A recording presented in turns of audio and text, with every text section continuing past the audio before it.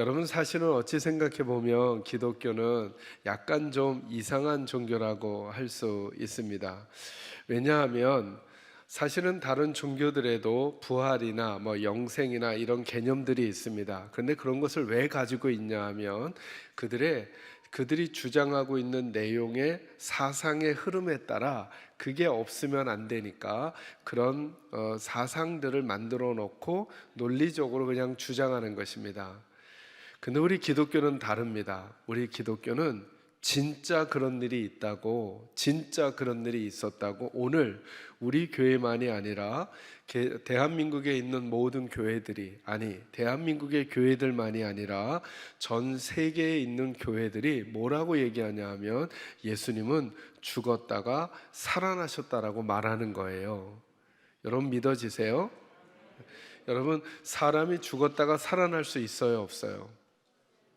또 이런 믿음 좋은 분은 아멘 막 이러시려고 그래요. 그럼 제가 그러고 싶어요. 한번 해보세요. 이렇게 해볼까? 그러면 안 되겠죠, 그죠?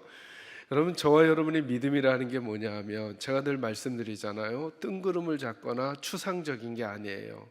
머리로 그려내서 만들어 놓은 것을 마치 그러한 양 믿고 살아가는 게 아니에요. 여기는 아주 큰 맹점이 있어요. 머리로 그려내서 그러한 양 믿은 거는, 이게 머리로 그려놓은 것이 팩트가 아니면, 사실이 아니면 그렇게 믿어버리는 내가 헛산게 되는 거잖아요. 맞아요, 여러분? 그림이. 그러니까 머리로 그려놓은 추상적인 거나 형이상학적인 거나 논리적인 거라 그래서 그것을 내 생명을 걸고 믿을 수는 없는 거예요. 사실이 아니라면. 그런데 기독교는, 교회는 계속 이런 얘기를 하는 거예요. 사람은 죽었다가 살아날 수 없는데 예수님만은 죽었다가 살아났고, 그 예수님이 언젠가 우리를 하나님의 나라로 인도하실 것이라고 말씀하시는 하나님의 말씀을 예수님 때문에 받아들이라는 거예요. 제가 이렇게도 여쭙죠. 여러분, 사람이 무리를 거릴 수 있어요, 없어요? 그럼 또 믿음 있는 분은 걸을 수 있습니다, 그러려고 그래요. 그럼 제가 그런다 그랬잖아요. 해보게 할까? 월미도 앞바다 모시고 가서 걸어보라고 할까? 우린 안 돼요. 기독교는 어디부터 출발하냐 하면 여기부터 출발하는 거예요. 우리는 안 된다는 걸 인정하는 거예요. 목사님, 믿어도 안 되나요? 믿어도 안 돼요. 이거 제가 떨어뜨리면 깨질까요, 안 깨질까요? 대답 크게 해주세요. 깨질까요, 안 깨질까요? 믿으면요. 제가 믿음으로 이거 놓을 거예요. 이거 이러면 깨져요, 안 깨져요? 능력은 우리의 믿음에서 나가는 게 아니라 하나님이 말씀하신 걸 믿을 때 능력이 나가요. 그러니까 예수님께서 무리를 걸으셨을 때, 그러니 우리들도 믿음으로 무리를 걸어라 이렇게 얘기하시는 게 아니에요. 이거 막 시험하려는 분들이 있어요. 그러면 안 돼요. 무리를 걸으시는 건 누구만 가능해요? 예수님만 가능하다는 거예요. 그리고 그 예수님께서, 그 무리를 걸으시는 게 가능하신 예수님께서 이러이러한 말씀들을 하셨으니 너희는 안 되는 것을 가능하게 하신 예수님이 죽음에서 살아나시고 무리를 걸었으니 그 주님이 말씀하시는 거 하나도 소홀히 여기지 말고 그 말씀들을 받고 살아가라 라고 하는 게 성경의 의도시란 말이에요. 저는 우리 계산제일교회 식구들은 이 믿음이 있기를 주의 이름으로 축원합니다. 나는 불가능하지만 누가 가능하시다는 거예요? 예수님이 가능하시다는 거예요. 오늘 저희들은 그 예수님을 믿으려고 하는 거예요. 근데 사실은 여러분, 저희들만 사람이 죽었다가 살아날 수 있다라고 하는 걸 믿기 어려웠던 게 아니에요. 여러분, 오늘 교회 안에 사실은 이 자리에 계신 분들 중에도 안타깝게도 그런 분들이 분명히 계실 거예요. 아니, 목사님, 다른 주에 했던 설교들은 그냥 듣기도 좋았고 좀 그럴 것 같기도 하고 해서 그랬는데, 예수님이 사람이 죽었다가 살아났다라고 하는 말은 목사님 논리적이지도 않고 합리적이지도 않지 않아요? 하면서 오늘은 그냥 두 눈 딱 감고 하면 그냥 들어주고 넘어가야 되겠다 싶으신 분이 계실지도 몰라요.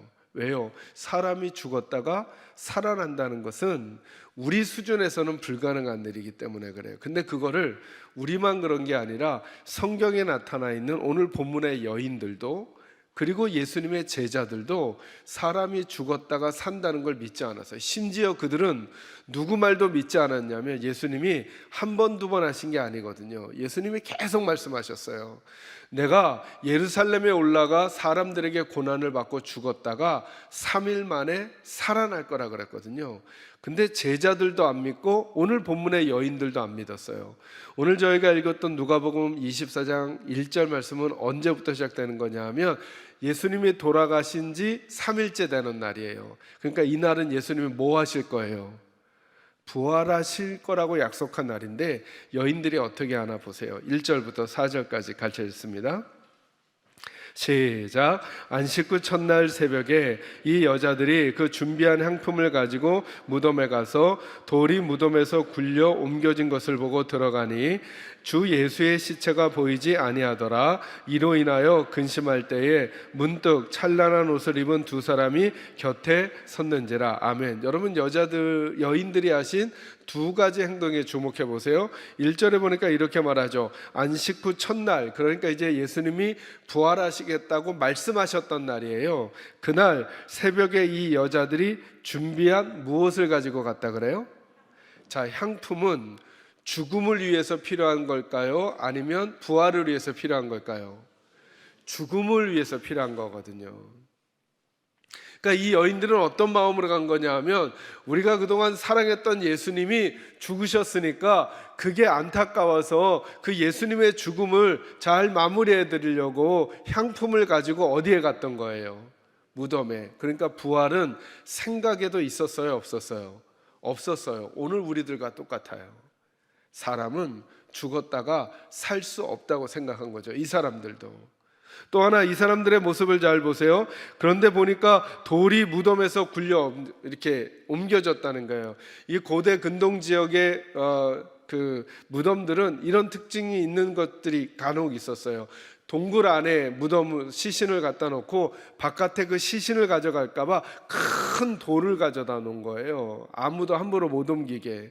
근데 보니까 돌이 옮겨져 있는데 그 안에 보니까 시신이 없어요. 4절 말씀 보세요. 같이 읽습니다. 시작. 이로 인하여, 자 잠깐 뭐 했다고요?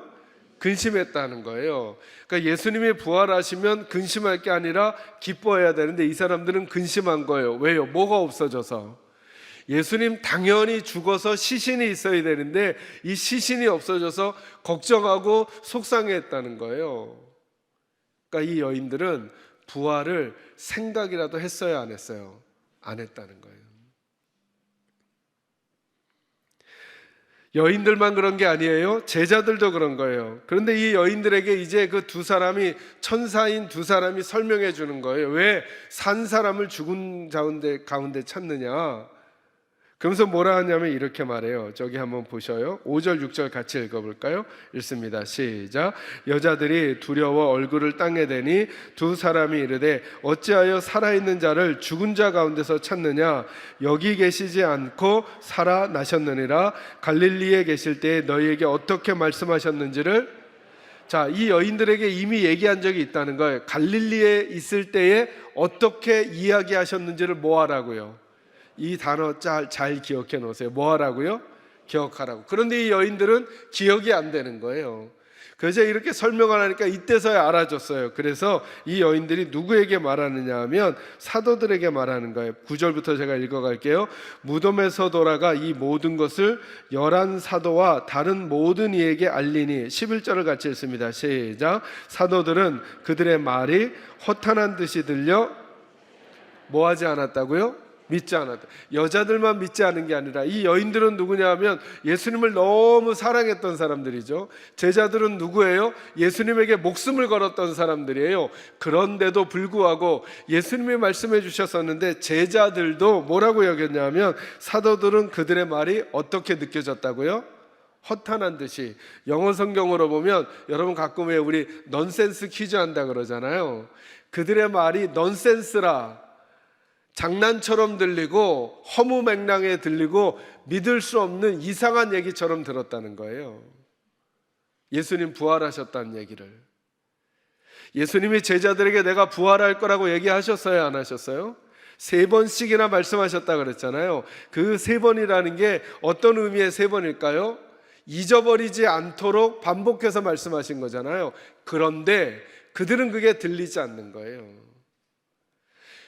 그들의 문제만이 아니라 오늘 우리들도 마찬가지라는 거예요. 우리는 해마다 예수님의 부활절을 맞으면서 지나가는데 많은 하나님의 성도들이 예수님의 부활이 믿음에 무슨 영향이 있는가 생각하고 부활보다는 예수님이 가르친 착하게 살아라, 사랑해라, 기도해라, 남들 도와줘야 된다, 베풀어야 된다, 이런 말들은 잘 받아들이면서 왜 예수님이 부활하셔야 했었는지에 대한 의미는 잘 살피지 않는 일들이 매우 많다라고 하는 거예요.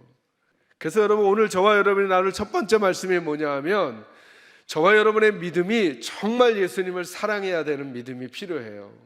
그래서 이 부활절 아침에 한번 먼저 점검해 보고 싶은 거예요. 뭘 점검하고 싶냐 하면, 여러분은 정말 예수님을 사랑하시냐는 거예요.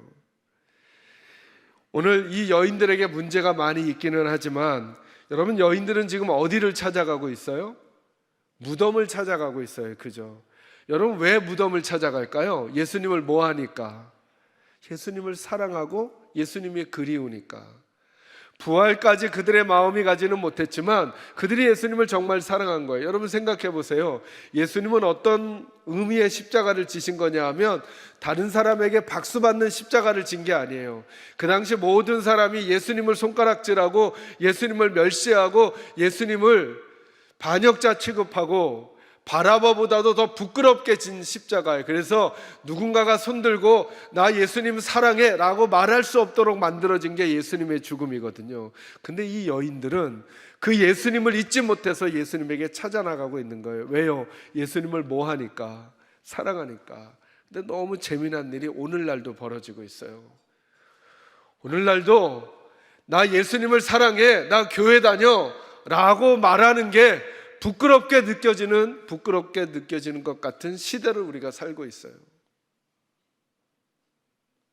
이렇게 여쭙고 싶은 거예요. 그래서 제가 오늘 우리 학생들과 우리 성도님이 너무 귀한 게 뭐냐 하면, 우리 아이들이 오늘 이거 하려고 하는 거잖아요. 나는 예수님 사랑하고 예수님 믿어요. 이거를 어른들 앞에서, 교회 앞에서 자신의 믿음을 지금 말하고 있는 거잖아요. 저는 이게 너무 귀하다고 생각해요.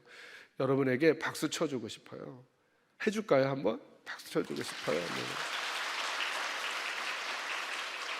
왜냐하면 사실은 지금 박수 치고 있는 우리들은 우리 직장에 가서, 아니 우리 친구들 사이에서 나 예수 믿어, 나 예수 믿어 라고 하는, 나 교회 다녀 라고 하는 말을 자신 있게 하기 어려운 상황에 처해 있고, 때로 그러지 못할 때가 얼마나 많았는지 모르겠어요.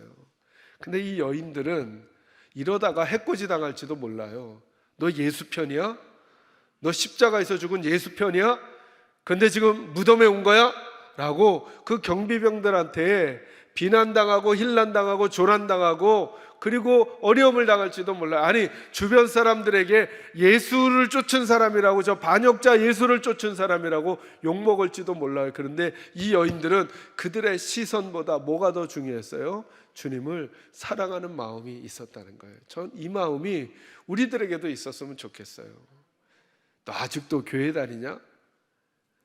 교회 나오면 떡이 나오냐? 밥이 나오냐? 야, 교회가 더하더라 야 라고 하는 말들이 우리 주변에서 들릴지 모르지만, 아무리 그러더라도 나는 예수를 포기할 수 없으며 예수님 사랑하면서 살 거야 라고 하는 이들이 우리 교회 식구들 가운데 많아지기를 주의 이름으로 축원합니다. 두 번째 나누고 싶은 말씀이 이거예요. 부활하신 주님 앞에서 정말 좋은 믿음은 그런데 내 수준을 뛰어넘어야 한다는 거예요. 여러분이 여인들이 예수님을 너무너무 사랑하는데 정작 한 일이 뭔지 이미지로 떠올려 보세요. 여러분이 여인들이 예수님의 무덤에 뭘 가지고 갔다고요? 준비한 향품을 가지고 갔어요. 이거 뭐 하는 걸까요? 1번, 예수님 잘 묻어드리는 거. 2번 부활하신 예수님 축하하는 거 어떤 쪽이에요? 1번이죠. 참 아이러니하죠. 예수님을 너무나 사랑한다고 하는 이 여인들이 지금 하는 일이 뭐냐면 예수님 고이 묻어드리는 거예요. 그러니까 예수님의 죽음에 마침표를 찍어주는 거예요. 우리 예수님 완전히 죽으신 거야. 이것처럼 예수님께 서운한 게 어디 있어요? 예수님 지금 살아계셔요? 죽으셨어요? 살아계신데 예수님이 건재하게 살아계심에도 불구하고 예수님을 고이 묻어드리는 일을 하고 있어요. 누가요? 예수님을 너무나 사랑하는 사람들이. 여러분 소름 끼치지 않아요? 예수님을 너무나 사랑한다는 우리들이 교회 안에서, 내 인생 안에서, 위기 앞에서, 기회 앞에서 예수님 고이 묻어드리고, 예수님 아직도 건재하신데 내가 그분을 고이 묻어드리고 내가 주인 되는 삶을 살고 있지는 않는지.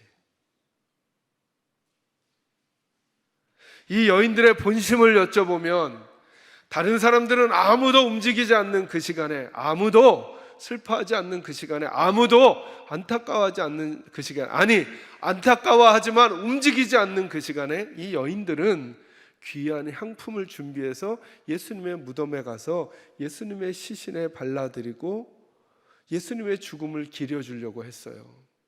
근데 그 일이 살아계신 주님 입장에서 보면 예수님을 죽은 자 취급하는 너무나 소름 끼치는 일이 되어버렸죠.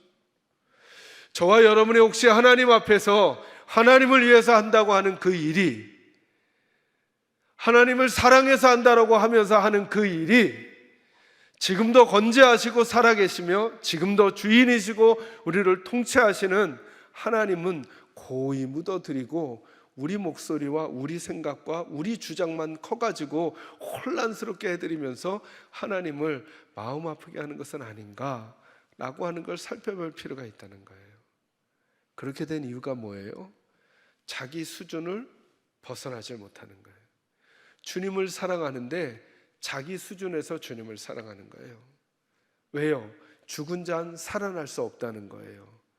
그건 누구도 안 된다는 거예요. 이 여인들과 제자들 마음에서는 예수님도 안 된다는 거예요.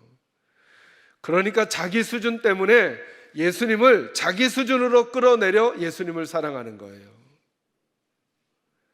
믿음이라는 건 뭐냐 하면 우리 수준이 있어야 돼요. 제가 아까 말했죠. 우리 수준에서 상식이 통해야 돼요. 그런데 예수님이 달리 말씀하시잖아요. 그러면 내 수준의 뚜껑을 열고 그 수준을 뛰어넘어야 예수님의 지평이 보여요. 하나님의 지평이. 이걸 성경이 믿음이라고 하는 거예요. 이걸 성경이 믿음이라고 하는 거예요. 여기 본문에 보세요. 이 여인들이, 제가 우리 성도들에게 표현하는 표현의 방식으로 하면 예수님께 드리러 나가요? 받으러 나가요? 지금 이 패턴 잘 보세요. 이 여인들이 예수님에게 가서 뭔가를 해드리려고 해요? 받으려고 해요? 해드리려고. 누구 수준에서? 내 수준에서. 그러니까 예수님이 주시는 지평을 받지 못하는 거예요.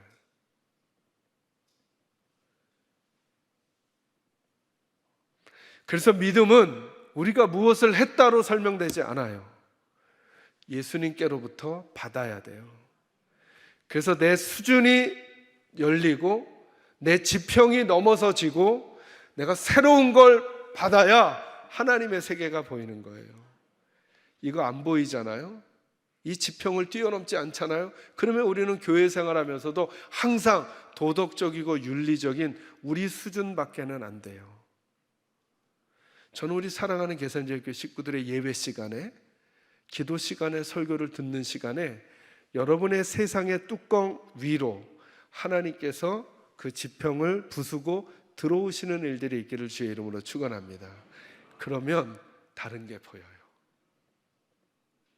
이제 이 여인들은 자기 수준에서 예수님께 나아갔는데 예수님은 이 여인들이 가지고 간 거 받아요, 안 받아요? 받을 이유가 없어요. 도리어 예수님이 주시죠. 무엇을요? 부활하신 주님의 소식을 주는 거예요. 그 소식이 들어오자 기억나기 시작해요. 맞아, 예수님이 3일 만에 부활한다고 하셨지. 그것이 기억되기 시작하니까 이 여인들의 인생이 새로운 변화를 겪죠. 부활을 믿지 못했던 여인들이 이제 가서 누구를 설득해요? 자, 이 이미지도 떠올려 보세요. 예수님에 대해서 사도들이 더 잘할까요? 여인들이 더 잘할까요? 사도들이. 그런데 복음이 누구에게서 누구에게로 흘러가요? 여인에게서 사도들에게로.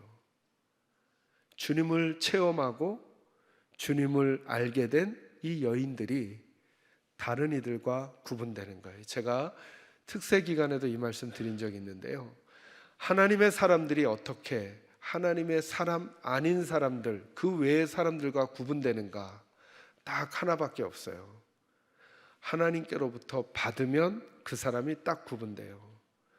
아모스가 하나님의 음성을 딱 듣는 순간 아모스 외의 사람들의 나머지가 되는 거예요. 아모스와 나머지 사람들. 이 아모스로부터 하나님의 얘기가 나가는 거예요. 요엘이 하나님의 말씀을 받는 순간 이 사람의 성품, 인격, 수준, 지위, 권력과 관계없이 하나님께 받아지는 순간 이 사람이 다른 사람이 되는 거예요. 이 여인들이 그래요. 부활을 예수님께로부터 받는 순간 그들은 사도의 가르침을 받던 사람이었지만 이제 이 여인들은 사도들에게 예수님의 부활을 증거하는 사람으로 바뀌어요. 기억하세요. 내 인생이 언제 바뀔까? 내 인생의 변화가 언제 올까? 우리 속에 하나님의 것이 들어와야 해요. 저는 여러분에게 그런 일이 있기를 주의 이름으로 축원합니다. 우리 주님이 지금도 살아계셔요. 제가 고난주간 때도 늘 말씀드리죠. 우리 계산제일교회 식구들은 고난주간에 슬퍼하고 지내시면 안 된다고. 왜 우리가 고난주간에 고난을 묵상하면서 슬퍼하려고 해요? 누가 고난당하셨으니까? 주님이. 그런데 여러분, 지금 주님은 고난당하고 계셔요? 하나님 보좌 우편에 영광을 누리고 계셔요? 영광을 누리고 계시죠. 그럼 우리가 고난주간을 가장 복되게 보내는 방법은 뭐냐면 주님의 고난 때문에 우리에게 새 생명이 왔지. 그러니 내가 더 밝고 아름답고 매력적이고 보기 좋은 모습으로 힘 있는 모습으로 한 주간을 더 주님의 고난 때문에 내가 얻게 된 그 복을 생각하며 힘있게 살아야죠. 일부러 후줄근하게 하고 막 금식하는 거 티내면서 볼 쏙 들어가고 이러지 마시고 통통하고 윤기 나고 머리기름 바르시고 그렇게 사셔야죠. 왜요? 우리 주님은 지금 뭐하고 계시니까? 영광 중에 계시니까. 마지막 말씀. 여러분은 요즘 어떤 상황 가운데 계셔요? 여러분의 웅덩이 속에 있어도, 여러분의 고통 가운데 있어도, 실패 가운데 있는 것처럼 보이시더라도 우리 주님은 지금도 뭐 하시다고요? 건재하셔요. 그러니 그 주님과 함께 승리하시는 여러분이 되시기를 바라고, 그 승리하신 주님 때문에 지금 이 낙심한 상황 속에서도 새로운 태도와 자세로 살아가는 결단과 출발이 우리 사랑하는 계산제일교회 식구들에게 있기를 주의 이름으로 축원합니다.